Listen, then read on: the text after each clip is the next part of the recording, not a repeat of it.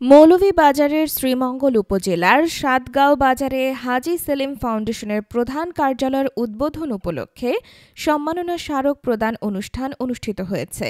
শুক্রবার ২রা মে সন্ধ্যায় আয়োজিত এ অনুষ্ঠানে শ্রীমঙ্গল কমলগঞ্জ এলাকার ৫৪টি সামাজিক ও মানবিক সংগঠনকে তাদের অবদানের স্বীকৃতিস্বরূপ সম্মাননা প্রদান করা হয়।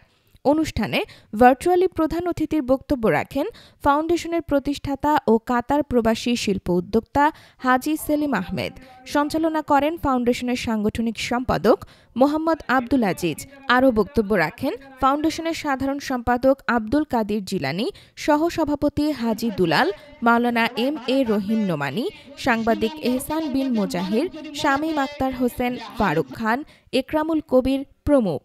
২০১৯ সালে প্রতিষ্ঠিত ফাউন্ডেশনটি করোনাকাল, বন্যা, শীতকালীন সহায়তা, ইফতার ও ত্রাণ বিতরণ, মসজিদ মাদ্রাসা নির্মাণ, শিক্ষাবৃত্তি প্রদান সহ বিভিন্ন মানবিক কার্যক্রম পরিচালনা করে আসছে।